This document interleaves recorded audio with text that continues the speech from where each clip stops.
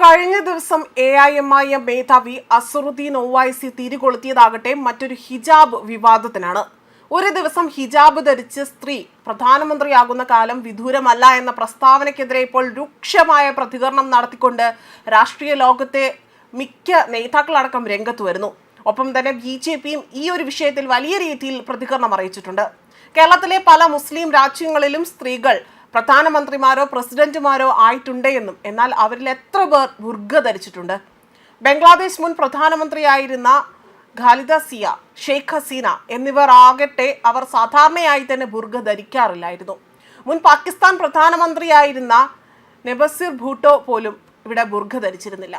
അത് എടുത്ത് ഓർമ്മിപ്പിച്ചുകൊണ്ടാണ് BJP വലിയ രീതിയിൽ കടുത്ത വിമർശനം ഉന്നയിച്ച് രംഗത്ത് വന്നിരിക്കുന്നത്. മാത്രമല്ല ഒവൈസിക്കുള്ള ചുട്ട മറുപടി കൂടിയാണ് BJP ഇതിലൂടെ നൽകിയിരിക്കുന്നത്. ധൈര്യമുണ്ടെങ്കിൽ ഒവൈസിയുടെ നേട്ടങ്ങൾ ആദ്യം അവിടെ തെളിയിക്കുവാനും ഹിജാബ് ധരിച്ച ഒരു സ്ത്രീയെ പാർട്ടിയുടെ ദേശീയ പ്രസിഡന്റായി നിയമിക്കാനും തങ്ങളെ വെല്ലുവിളിക്കുകയാണ് എന്നതാണ് ഇപ്പോൾ BJP MP ആയ സുധാംശു ത്രിവേദി അദ്ദേഹം വ്യക്തമാക്കിയിരിക്കുന്നത്. അദ്ദേഹം ഒവൈസിക്ക് നേരെ വലിയൊരു വെല്ലുവിളി തന്നെയാണ് നടത്തിയിരിക്കുന്നത്. ഓർക്കണം, ഇപ്പോഴും മുസ്ലിം സമുദായത്തിൽ പെൺകുട്ടികൾ അനുഭവിക്കുന്ന ചൂഷണങ്ങൾ ചെറുതല്ല. ഇന്നും അവർക്ക് സ്വാതന്ത്ര്യത്തെ അല്ലെങ്കിൽ അവർക്കൊരു തീരുമാനം എടുക്കാൻ പോലും അവിടെ സാധിക്കാത്ത വിധം വലിയ രീതിയിലുള്ള വീർപ്പുമുട്ടൽ അനുഭവിക്കുന്ന കുടുംബങ്ങൾ ഇന്നുമുണ്ട്.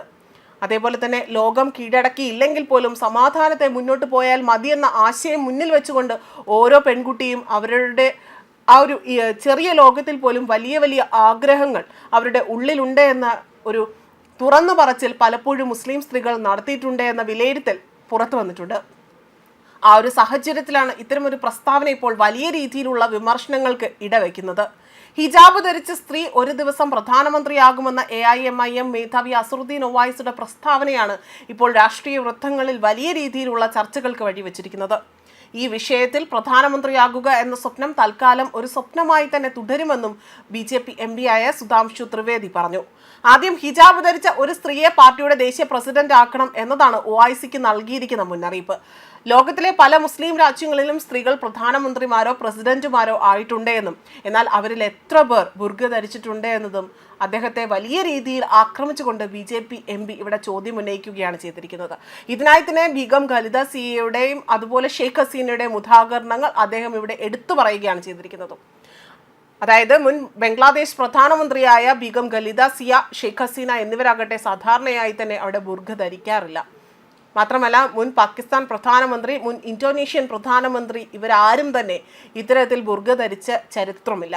ഈ ഉദാഹരണങ്ങൾ ഒവൈസിയുടെ പ്രസ്താവനയുടെ അവിടെ ആ ഒരു ആധികാരികതയെക്കുറിച്ച് ചോദ്യങ്ങൾ ഉയർത്തുന്നതാണ് എന്നും കൂടാതെ തന്നെ പ്രവാചകൻ മുഹമ്മദ് നബിയുടെ വംശപരമ്പരയിൽപ്പെട്ട സൗദി അറേബ്യ, ജോർദാൻ തുടങ്ങിയ രാജ്യങ്ങളിലെ രാജകുടുംബങ്ങളും ബന്ധപ്പെട്ട ഭരണാധികാരികളുള്ള രാജ്യങ്ങളിൽ പോലും ഇത്തരം പാരമ്പര്യങ്ങൾ ഇപ്പോൾ ദൃശ്യമല്ല എന്നും അതായത് ഈ ഒരു കാലഘട്ടത്തിൽ അത് ദൃശ്യമല്ല എന്നും അദ്ദേഹം എടുത്തു പറയുകയും ചെയ്തു.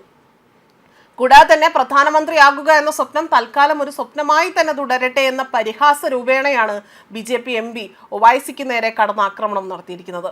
ഒവൈസിയുടെ നേട്ടങ്ങൾ ആദ്യം തെളിയിക്കുവാനും ഹിജാബ് ധരിച്ച ഒരു സ്ത്രീയെ പാർട്ടിയുടെ ദേശീയ പ്രസിഡന്റായി നിയമിക്കാനും വെല്ലുവിളിക്കുകയും ചെയ്തു.